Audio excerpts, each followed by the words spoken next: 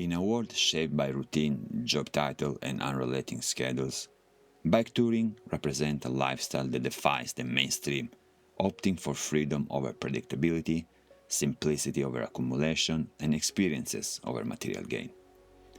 Inspired by movies like Trainspotting, Fight Club, Into the Wild, and Modern Times, this journey takes the Roadless Traveler, pedaling across countries and cultures, leaving everything familiar behind, becomes a way of stepping out of the capitalist treadmill.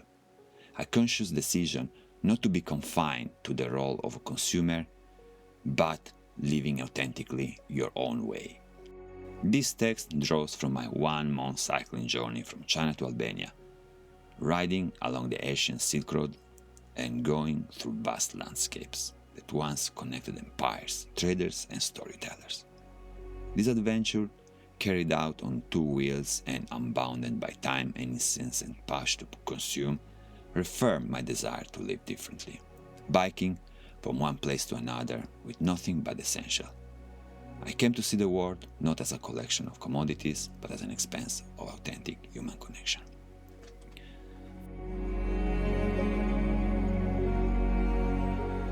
In the modern capitalist society, life often unfolds along a fixed track, where we to study, work, buy, and accumulate, only to repeat the cycle.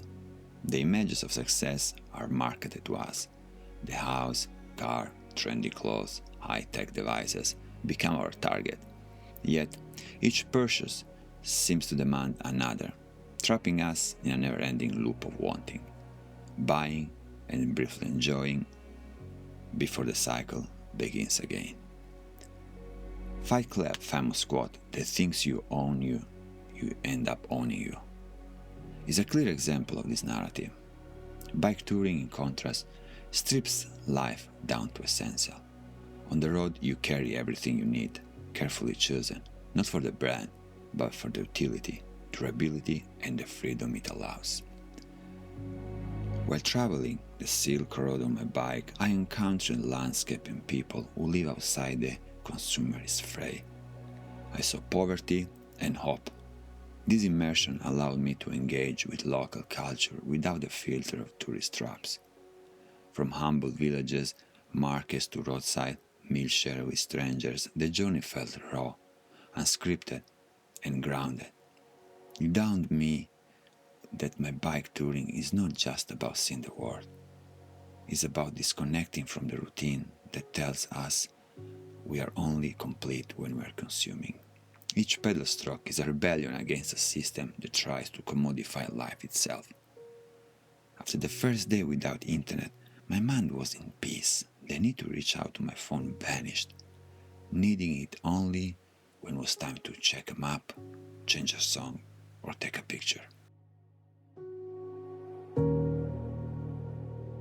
The false sense of security that pushes us to accumulate things for a better life is a burden on the bike. In bike touring, you only need the essential: food, water, my tent. Each meal, each drink, each night outside is like a little gain, priceless, a winning, a rewarding for myself. There is no cooperation or algorithm curating what you will do next. Instead, you rely on yourself, your resources, and the kindness of the people you meet. Similarly, bike touring invites to a level of self-sufficiency that transforms survivals into something beautiful and fulfilling. When I camped under the open sky along my route, I felt a primal satisfaction that no 5-star hotel can give me. The Silk Road became my teacher in resilience, and this kind of survival that capitalists can't sell anymore. The harder the journey got, the more I value the strength within myself rather than the comforts money could buy.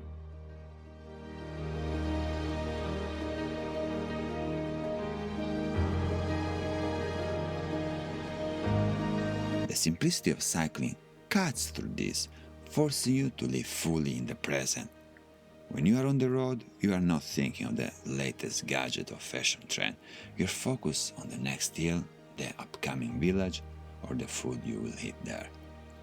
As I cycled, The landscape, snow-capped mountain, endless desert, rivers winding through green valley, brought me back to the present moment. I wasn't thinking of what I needed next, but rather about the wonders surrounding me. The rhythm of pedaling and the awareness of each mile traveled created a mindfulness that modern life rarely permits. I choose to go beyond transactional human connection reduced to quick greetings at checkout counters or brief interactions shaped by work or politically correct comments in line with expectations.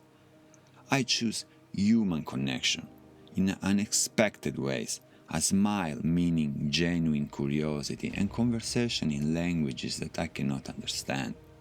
During my journey across the Silk Road, people welcome me not as a tourist, but as a traveler, as a fellow human being in need for rest, a hot meal, or even just a suggestion where to camp, where to drink, or what to avoid. These interactions were spontaneous, fueled by mutual curiosity and kindness. In the villages of Central Asia, families invited me in, offering meals and sharing stories despite the language barriers. These moments weren't about money or service exchange, they were expression of shared humanity. Go in Rome or Paris and see if someone will invite you home or offer you a meal. While cycling, I encountered people that saw me not as a consumer or as a tourist, but really as a human being in need for help. In a world that promotes speed instead of gratification, bike touring is a commitment to slowing down, experiencing the journey instead of racing to the destination. This slow travel is a rejection of the productivity and efficiency mindset.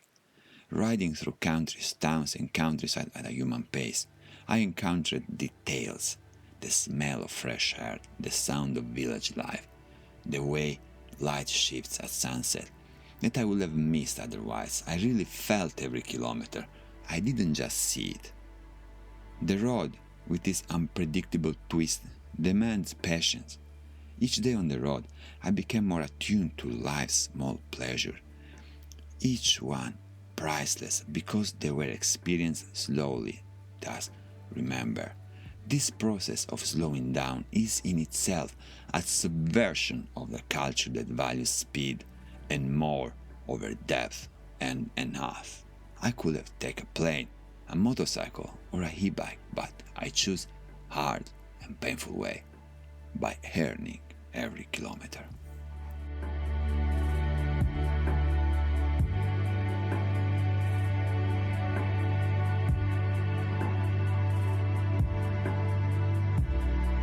After a journey like mine, success feels different. Success is measured not by ownership, but by resilience, humility, and appreciation for life's simple joys. You cannot buy anything in the desert. What you have is what you can carry. When money becomes a useless tool, my values started to change. Gratitude felt for a warm meal at the end of a long day was immense. The exhilaration of reaching the top of a difficult climb and the peace of watching the stars while lying in my tent. Pure pleasure. The open road doesn't promise comfort, wealth, or recognition. What it offers is transformation, a shift in how we see ourselves and the world. Instead of being defined by what we own or achieve, we are defined by our journey, our choices, and our willingness to live according to our values. This way of life might go against mainstream, but it feels profoundly right.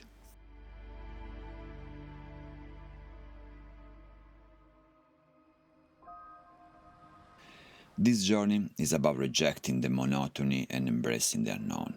Each kilometer on the bike isn't just distance covered, it's a step away from the routine that slowly erodes the vibrancy of life. Cycling gives each hour its own meaning. It's a reminder that time doesn't have to slip away unnoticed, and that each day can be unforgettable. I don't want to suddenly realize that I let my life pass by because I was too comfortable and too scared to chase the childhood dream. Instead, I want to wake up somewhere new, surrounded by the unknown, facing challenges that remind me I'm alive.